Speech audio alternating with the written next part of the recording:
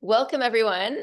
I'm Natalia Rose. Today we have Arianna Messplay with us, and we're going to talk about her journey through this process, which has been quite a significant journey on so many levels, from time frame perspective, as well as what you've experienced. I want you to just share freely from your heart whatever you feel you want to share. I'll ask you questions, of course, here and there, but mostly, Arianna, I just want you to bring through what you feel is most valuable for everyone to know about, um, you know, what it's meant to you, for you, and what your life was like before, what it was like through the process, and then where it is now.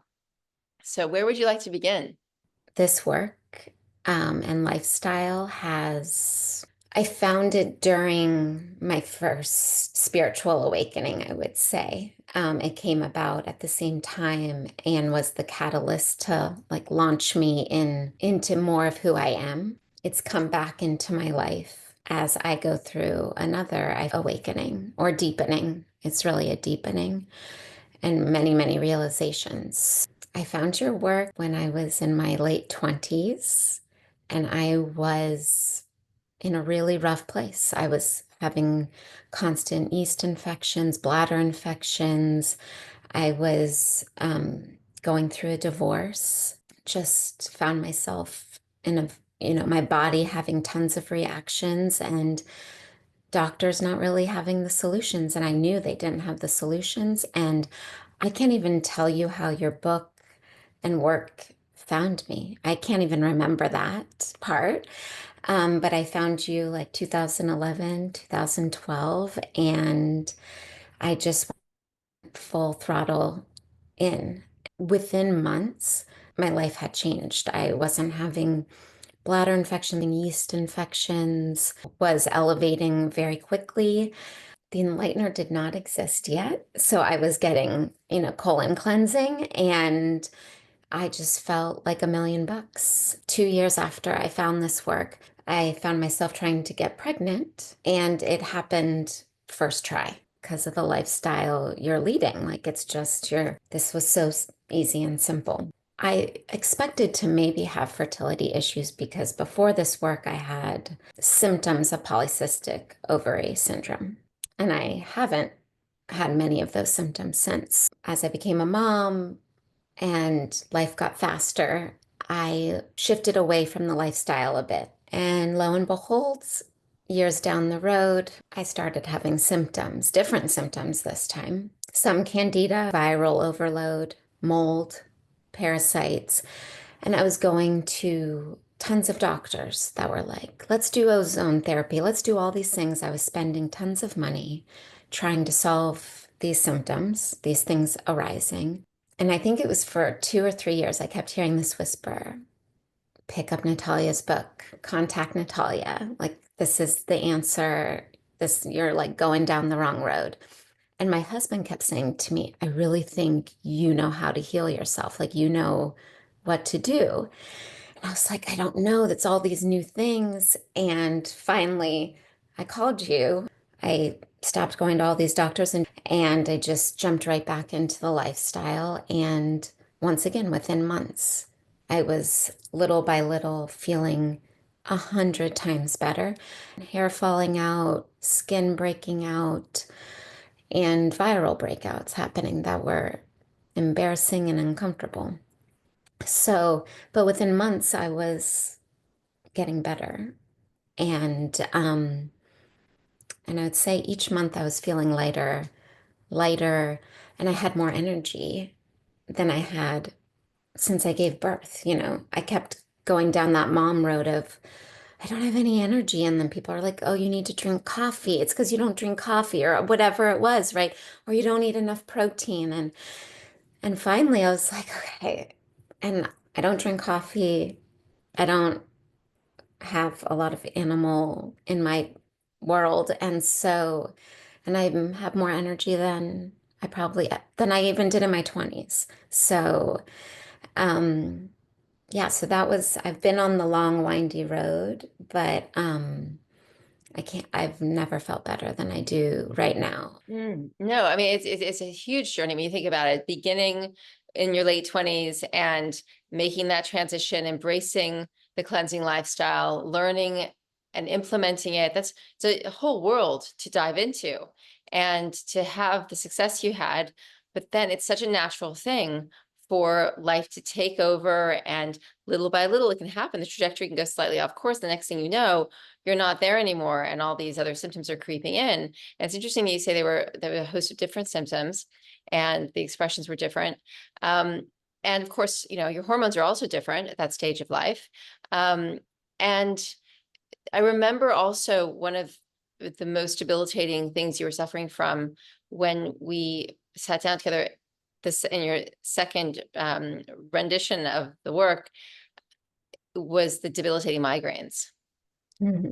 Do you want to speak about that a little bit? And because I think that's something that's a very common pain point for people, and to know that there can be relief. Would get really debilitating headaches that I would feel like took me out for the day. Now I can't even remember when I had my last headache. So it's been years now since we, got me back on to the really living the lifestyle and integrating it even more. I don't even remember the last time I had a headache, which is unbelievable. Don't have headaches anymore. And I'm not on thyroid medicine anymore. And then the thyroid condition, do you want to just kind of home in on that a little bit for us, unpack it if you're happy to do that? Yeah.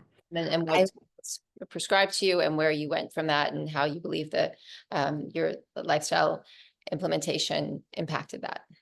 So I was diagnosed with underactive thyroid when I was 23 or 24. Started the integrative medicine doctor put me on a compounded T3. I didn't think twice. I thought that's the solution when your thyroid's not producing. And so I was taking it up until about 2 years ago. Like the whisper to come back to this work, I kept hearing the whisper to drop off this medicine, that this was part of some of the compounding issues I was now having. So I decided I'm going to drop the medicine and go full hog into the lifestyle and see if using nascent iodine and getting all of these toxins out of my system, if my thyroid could regulate itself after however many years on the medicine. I haven't looked back because I feel better than ever. I have more energy than I did when I was taking thyroid medicine. I'm someone who believes it's not just the physical body. My thyroid issues were probably heavy metals compounding in my thyroid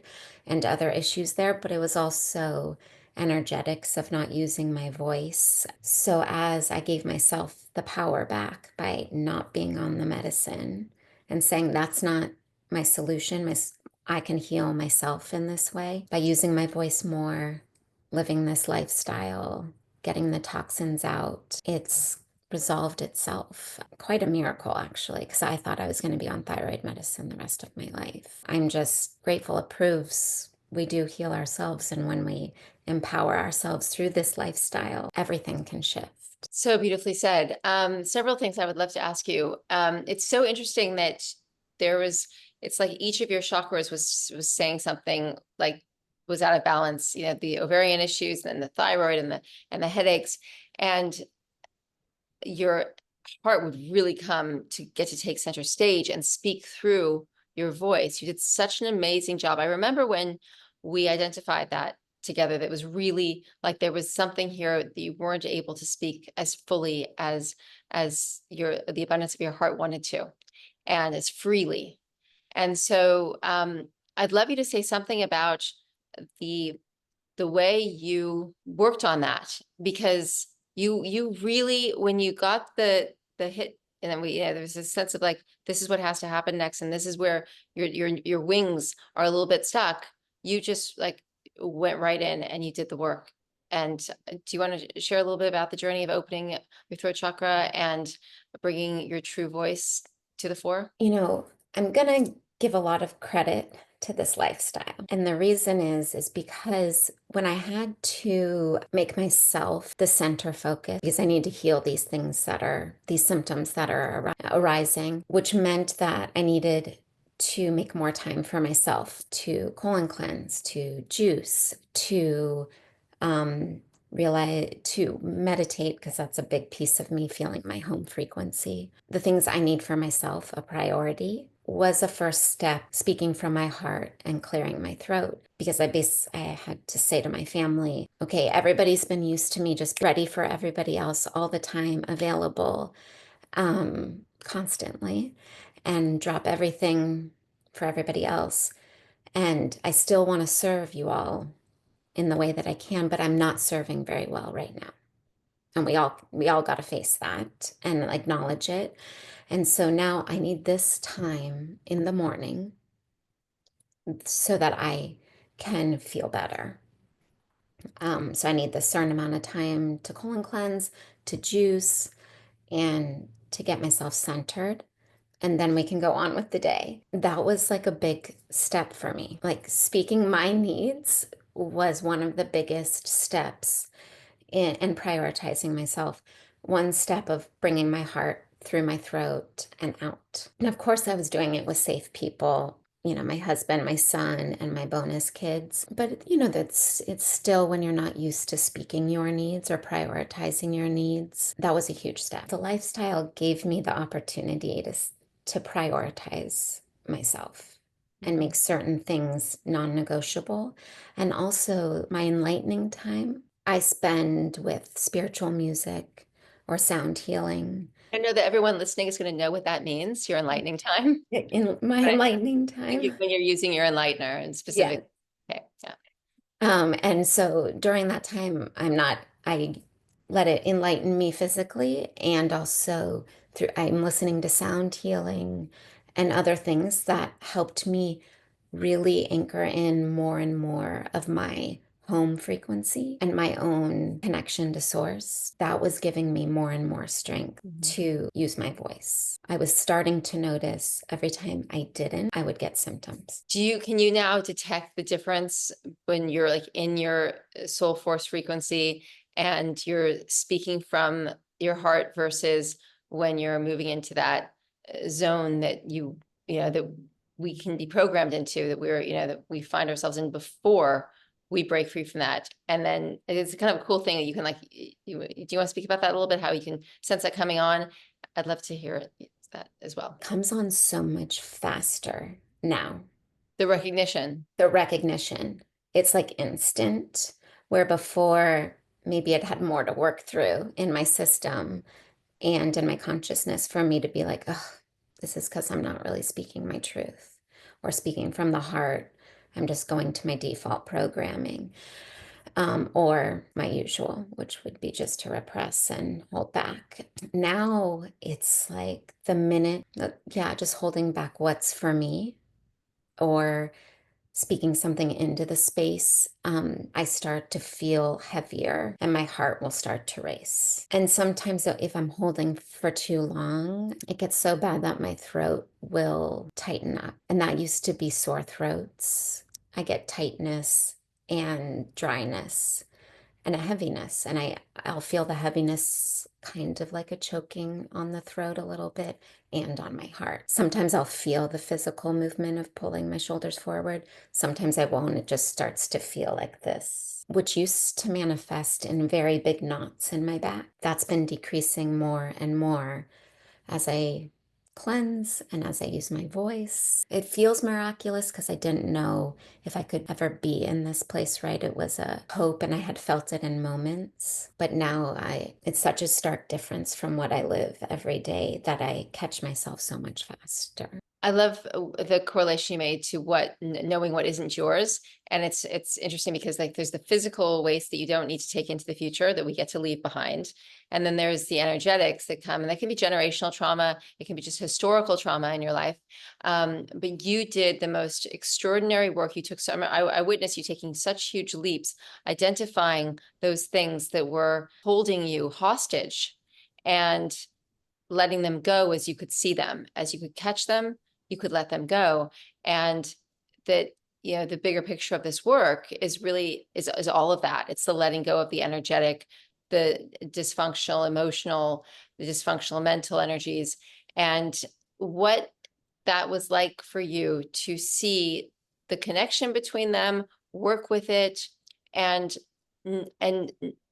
did you find that once you identified it, that you could kind of guide yourself to the next pieces would appear? Because, for example, you and I haven't worked together for, I don't know, maybe 6 months now. It's been a while since we had our last session, and yet you've still been progressing even since then.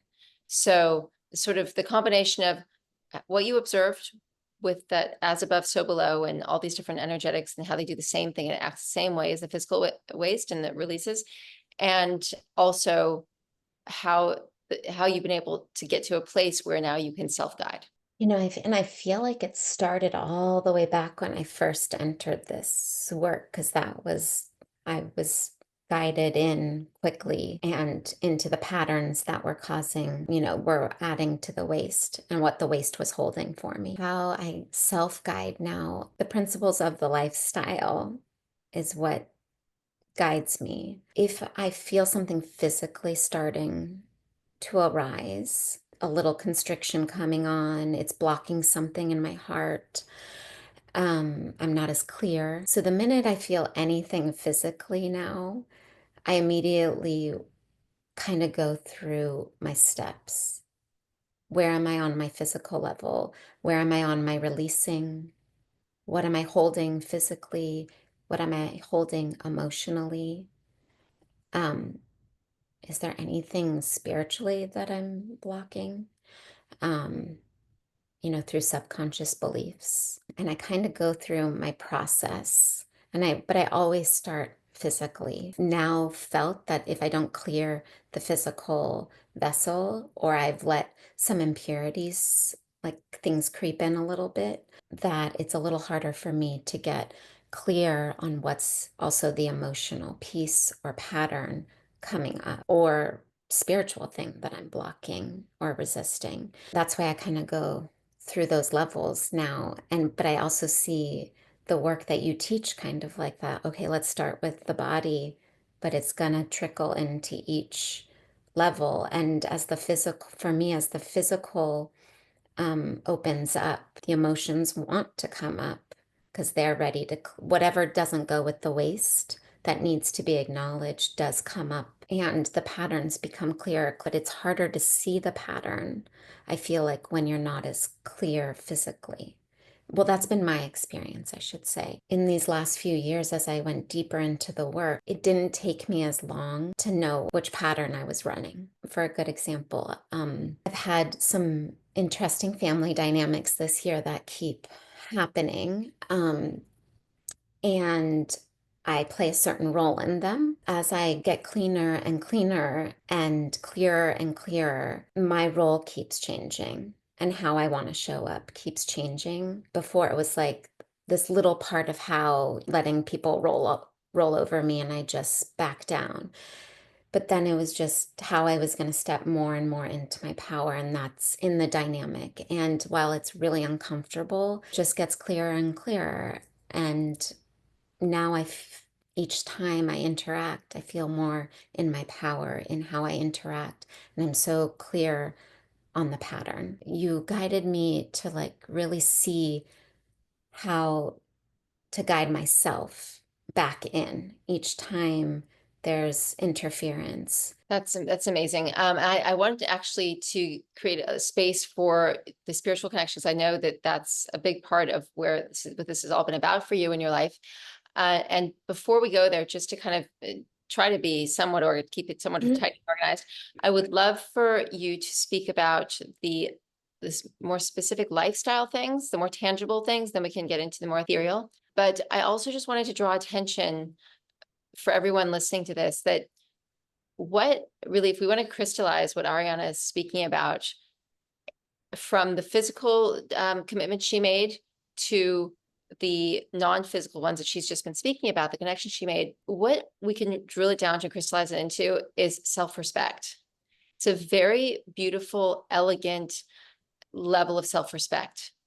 And people will often say, oh, how do you stick to this? And don't you crave things? I get this all the time personally. I won't speak for you, but like I get like nonstop. It's a level of self-respect. Like, it's what motivates me? Well, self-respect. I'm hearing this coming through so beautifully in what you're saying. It's like you've retrieved in toto your sense of self-honoring, self-respect. And every level of your life reflects that.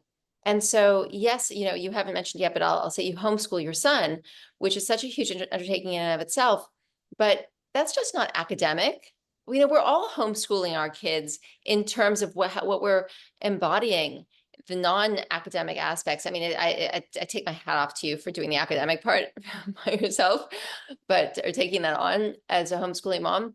But just for everyone watching who's like, and even if you don't have children or grandchildren, nieces or nephews, or young people that you're exemplifying something for, the fellow human family. It's like just reminding everyone. It's almost like people need to be given permission to self-respect, because the program we've been given is kind of hinging on something that very akin to self-degrading, self-depreciation, self-degeneration.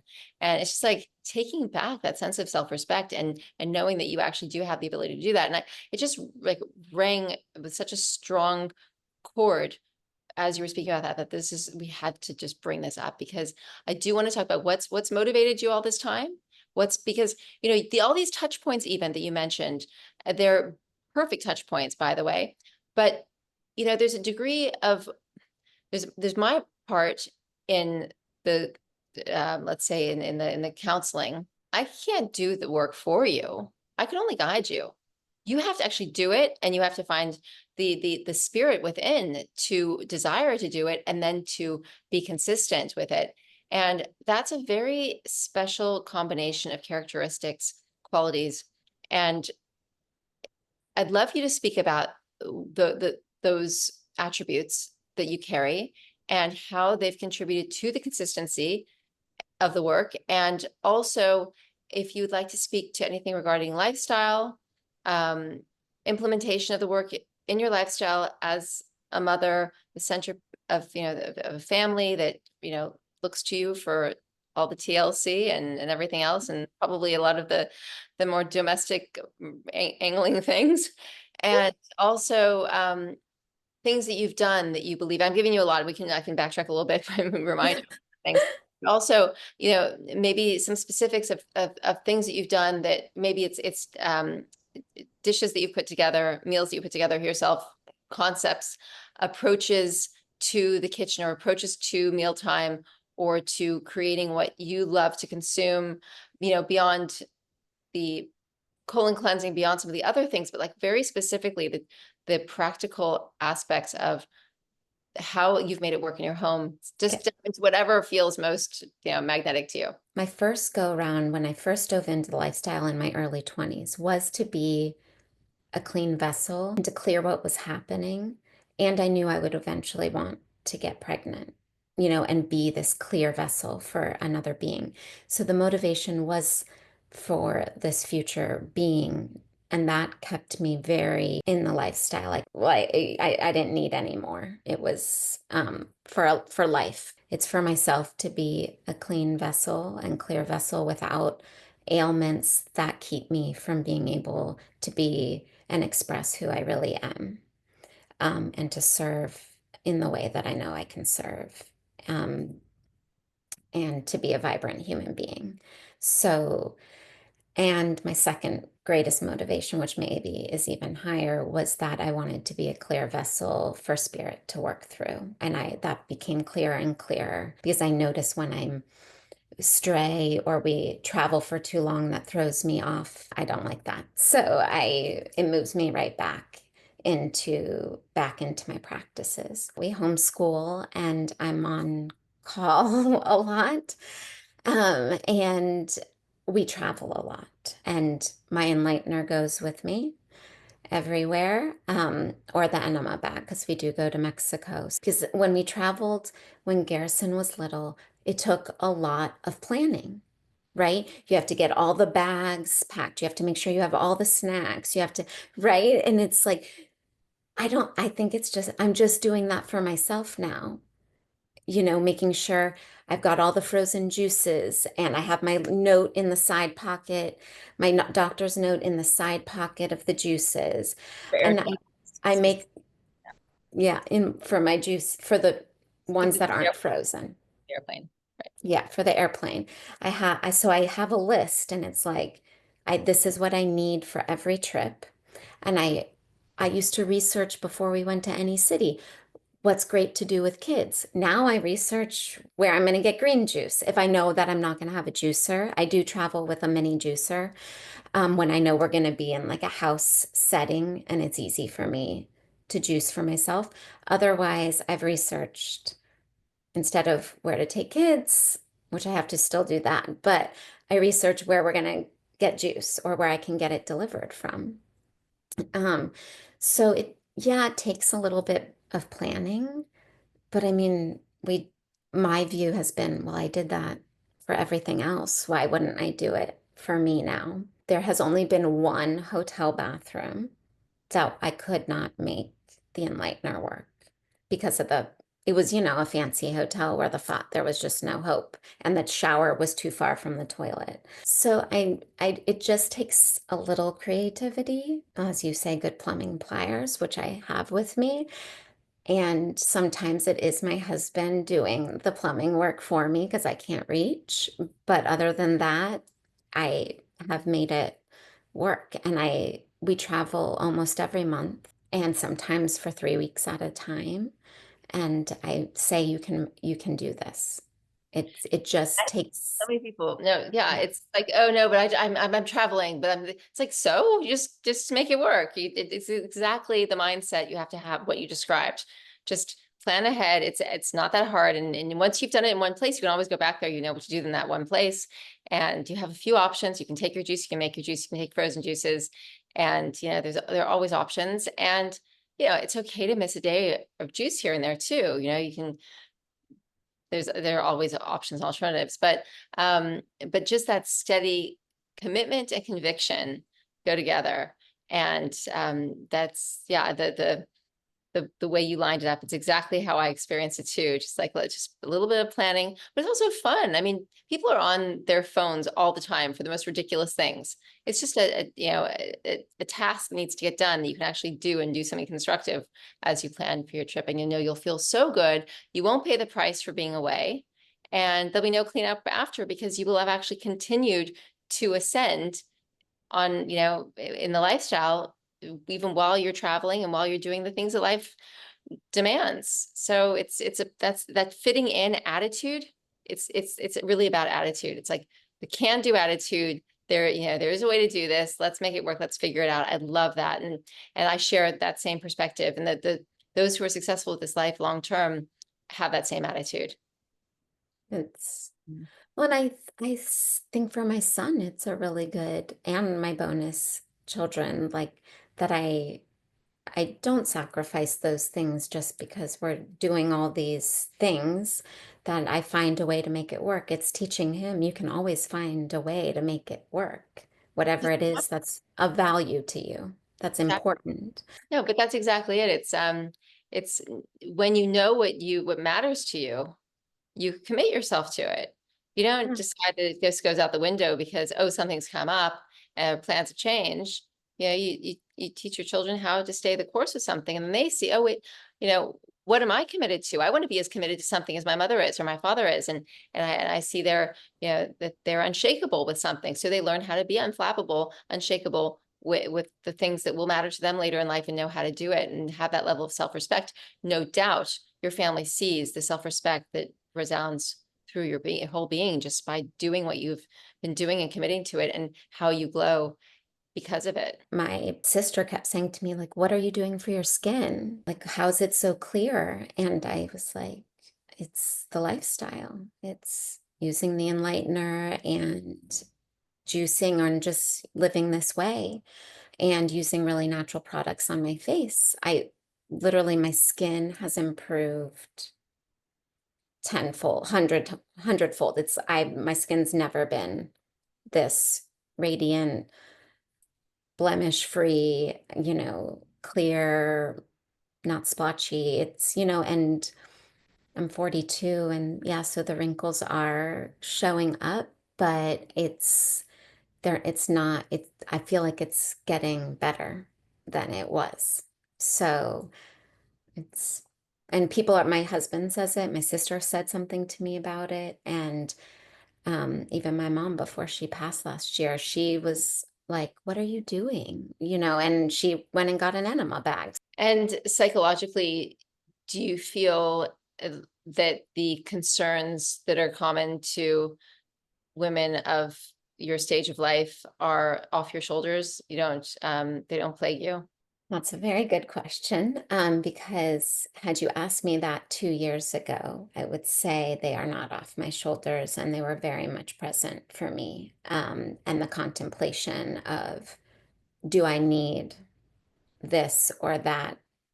Those things that are common as you start to see more wrinkles. And I was hearing it more around me. Well, just get Botox, just, do this or do that, get a peel or whatever it is. And so there was that worry creeping up for me of, is that the only answer to aging? So I would say, battling with those things a few years ago and struggling with what am I going to do? How am I going to approach this? Even though I don't want to jump into that camp. And now I would say I don't think about it. And I look in the mirror and I'm like, wow, my skin is glowing. Okay, yeah, there's a wrinkle around my eye sometimes and this and that. But I don't feel this angst about it. Yes, exactly. And I mean, I can see it's an agelessness that you walk into actually, and it doesn't change; it just gets better. So I can see it in you. Even since I saw you in the last 6 months or 6 months ago, um, you're looking so beautiful, so radiant, so juicy, and sunshiny. Yes, just Oh, thank you. I'm always so happy to hear that because it's such a, I can't imagine having to do all the things that need to be done in life and be worrying about whether my face is falling or, or even taking the time to go and do all those things that, require a certain amount of maintenance and upkeep. So I'm so, so grateful. And I love that, just to be able to hand that freedom to someone and say, you don't have to worry about this anymore.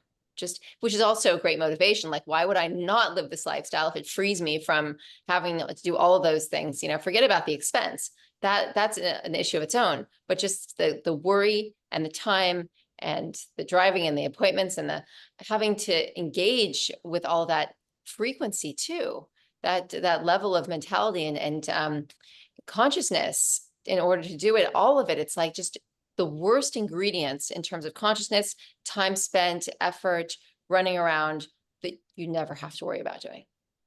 You just have to do one thing. You got to keep Yes. yourself clean. You got to keep your internal waters purified, and you get everything else. You get the spiritual connection, you get the open heart, you get the clarity, you get the oracle working, the internal oracle, you get the flexibility in your body, the levity, the bounce. I mean, it's just a simple thing. Keep your cells clean, your internal waters purified, and you'll have it all. And so and I know you know that. I'm just sharing my enthusiasm, with you around it. So anything that you've found from like a sitting down to eat level of like, I love this and it's so easy for me, and you don't have any desire for, let's say, past life food, past previous before cleansing life foods, because you get to enjoy X. So for me, I love what I consume so much and I look forward to it. And it's like my best meal. And yet, so I don't have any compulsion or desire to have other things. I just want that thing and it's so good for me. And it just, it ticks every box. Did you find that thing for yourself that makes it so easy for you to remain in this work from that? It's purely from an I'm feeding myself this and I'm enjoying it level. And so I'm delighted that you love your dark chocolate. I'm glad that you have it there and you can enjoy it. But you must have put together some great meals over this time period where you love what you eat, you travel, you go out to eat, you do these things. So the aspect of actually what you're eating. How have you made that a highlight and a positive point as opposed to a place of denial? Vegetables with marinara and goat cheese. That is a staple, and I just switch the vegetables each each day that we have that. We also I love cauliflower pizza crust, the cauliflower pizza. That's almost every Friday night when we're at home. That's every Friday night. We do a cauliflower pizza, and that, I mean, it feels like regular pizza. So I look forward to mealtime. For me, I eating out, when we eat out, the fact that I can just put that together too. I will carry goat cheese if I have to, because I know a lot of places don't have it. But marinara with vegetables for me is like I'm having pasta every day. I do love fruits and vegetables, so that does fill the sweet spot for me when I break my fast in the day. Like I know you love your cherry tomatoes. I love tomatoes. Like I will sit there popping tomatoes all day long. I just love them. So tomatoes really fill me, cucumbers, and soups. I don't ever feel deprived because I switch between soups and vegetables and marinara, and I love my tomatoes. So since I've gotten cleaner and clearer, I can have fruit here and there without it creating issues, which was not the case before. And some days here, when I'm really feeling like I need a burst of something, I'll have a little tangerine, and for me, that's like a burst of sunshine. Okay, what time do you break your fast typically? Entering my cycle, I will break fast around 1. Okay. But when I'm not nearing my cycle, it's 3. It's closer to 3, and I'm having my raw vegetables, maybe a soup, and then I'll make dinner. And just to be clear with anyone who's sort of not initiated yet into this work, when Ariana's speaking about fasting, you're talking about juice fasting, right? Yes, I'm juice fasting. Green I juice. water. I start my juice usually around 10 a.m. So you're basically doing your juices late morning, you have an afternoon, late afternoon meal, and then your dinner meal. So Hmm. it's a substantial amount of intake. You're not holding back, right? You're enjoying what you're consuming, but it's just clean food that's not going to contribute any toxicity to your body. It's going to support the continued cleansing process, just to help people understand a little bit about the rationale.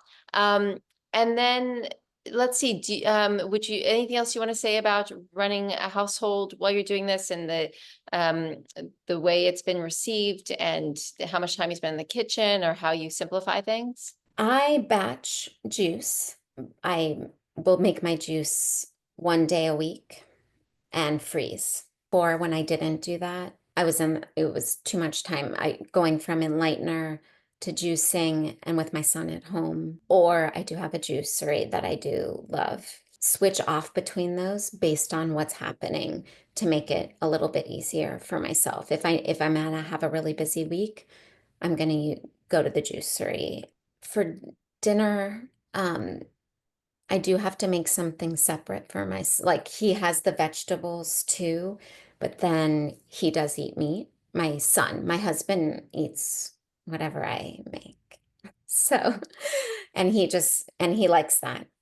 But for my son, he does eat meat, and so I do have to make something side for him, and that's why I do keep it simple for my husband and I. But I do for my son make like a double portion. So let's say Monday it's like a chicken, a pesto chicken. I make enough for 2 nights. So and then the same thing on Tuesday, I'll make a chicken noodle soup for him, and there's enough that then Wednesday he had what he had on Monday, and Tuesday he had what he had on Thursday, and then we all have pizza, our cauliflower pizza on Friday. Fabulous in the kitchen. But you know what, you've come up with some fabulous solutions. I think all the moms and dads out there are going to be loving what you're saying and just getting those ideas. And they work. Clearly they work. You're sustaining this. It's where you're happy. You found a good balance. Yeah. Yes. Yes, totally. So would you like to share about your spiritual process and where you've gone with that, where you feel it's going, and the connection between all of this? My renewed motivation for really diving deeper into this work was my spiritual connection, which since my early 20s, wherein I had a very big awakening, I've been on what some would say is spiritual or spiritually directed path. And this lifestyle has opened up my spiritual pathways in ways that I had that as the intention, but I never quite knew where it was going to take me or how much it would impact. My channel has felt like it's been burst open since I dove deeper into the work. And that's coming from someone who was focused on this spiritual life and meditating and my connection with spirit every day. But I knew something was missing and I was blocked quite a bit. And once I dove back in, it's like downloads come in without, I'm randomly doing something and I'm getting downloads that I need to stop and receive. And I've felt my body full of energy that I've never experienced before. And one of the most profound experiences I've had in the last year was just getting to experience my own divine presence in a very embodied way and feeling that I am presence. And I know that I wouldn't have had that experience without having gone deeper and deeper with this lifestyle, because I don't think I could have taken myself to that place, or spirit wouldn't have guided me to that place yet. But my body was ready to handle it, and my spirit was, because I was clearing so much in the last few years through physically, emotionally, patterns. And so I could receive more of real source energy and those higher frequencies. And because I have to say that I have cleared a lot of parasites and I still do. How I was seeing it was, parasites take up space and siphon off our energy and resources. And there would be no way that spirit could come through me and I could feel my own full presence being a host for all of these other things. Now that I look back on it, how could I have all the resources for myself, if these rogue things are inside of me, taking my resources and my frequency and my energy? The And internal noise. the Is it like internal, yeah, too much interference? yeah, there was so much interference. And there was so much interference with someone who didn't have a really crazy lifestyle at all. I wasn't coming from processed foods and, Coca-Cola. That's a So, great point that you're making, by the way, because often people will come to me and say, I don't really understand what's going on because I eat really healthy. And then, you start to look at what the whole composite of their life looks like. And it's not the standard American approach. It's maybe the yoga and a vegetable juice approach, but it's just not, it's still so noisy inside. All that waste is, you can be eating raw vegan food and drinking green juices every day, but not getting that waste out. And you're still living in a septic body that's got all that's why I talk about the noise and the interference. So, and that's what the pathogens are feeding on, because the heavy metals are there, and they're seeing it as not only a free for all, but they're doing the job of the decomposer, and so are all the other rogue microbes. So it's like they're not really doing anything wrong. It's just that we don't understand the environment we've created to enable them to thrive and proliferate. So I'm so glad you made that point, because yes, some of the people who are suffering the most are the most confused, because they're like, but I'm not doing what everybody else is doing. I'm trying to get this right. They're even macrobiotic. and they're going for acupuncture, and they're meditating and doing up, down dog, and everything else, maybe going to ashrams and all sorts of things. But if you're missing the waste removal aspect of it, your channel is going to be congested. I feel like you have a very clear sense of the direction of your life. Do you want to speak about that a little bit as well, and how it how all of this has come to a point that's become let's say the juncture for what's next for you? It's helped me step into using my voice like we talked about before. And part of that for me is being able to serve outside of my family. One, having the energy to serve outside my family. Two, to be able to have the frequency that really actually serves people outside of my family. And where I see myself going is just using my voice in a way that spreads love and light and brightness and a vibrancy that is really serving other people. And I know that I can't do that without living a really clean, high frequency life. Can I just ask you to clarify something that I think is very important? Because often what's happened in the spiritual realm is when people talk about love and light, there's often a lot of spiritual bypassing that goes on. And you're able to emit this beautiful frequency and see light being consciousness, to extend a higher level of consciousness to others. Love is the highest frequency of consciousness. True love is. And that's the soul force. So when love and light are referred to, in your case, when you're speaking of them, it's because you've been to the depths. You've gone through, you have individuated, as Jungian psychology would say. You've gone into the shadow. You've seen the things dwelling there. You've integrated that. I mean, Lord knows, we can't integrate everything in one go, but there's been a lot of enough integration of that to enable you to extend something of high value, high consciousness to others. And I would not want it to be misconstrued that you're suppressing the subconscious aspects in order to be a persona, a mask of love and light. You can only do this because you've gone into the nether regions and dealt with the darkness.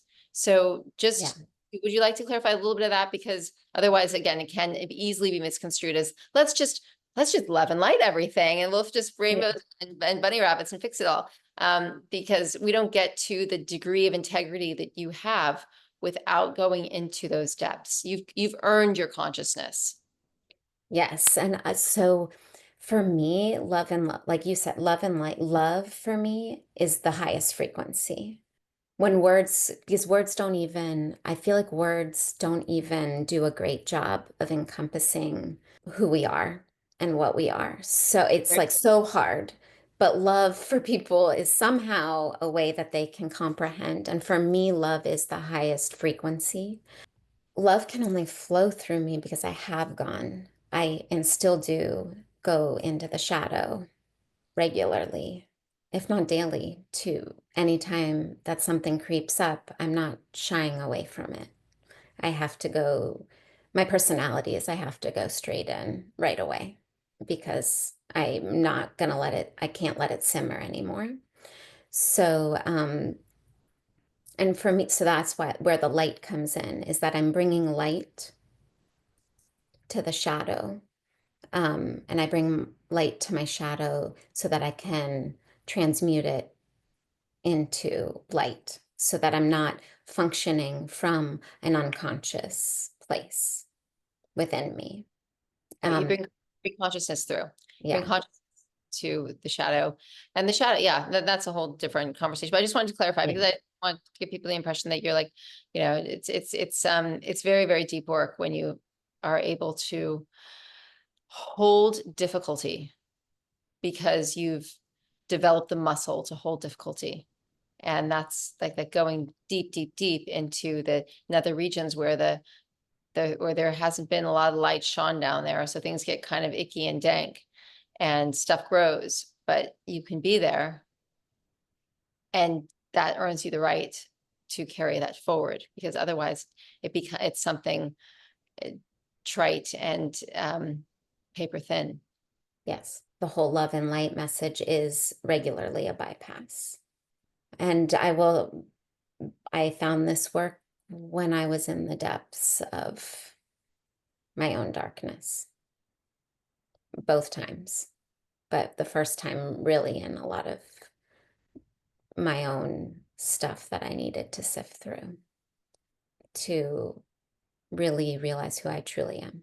What would you say in terms of closing words or anything you would like to share with anyone who has been unsure about where to turn to heal, whether they have a weight issue or symptoms, they're just kind of confused about things and need direction? I would say you need to pick up Detox for Women. I really do think your work teaches everybody that they are their own healer. That when these issues are arising, the answers are within, but sometimes we need some guidance on how and where to find them within.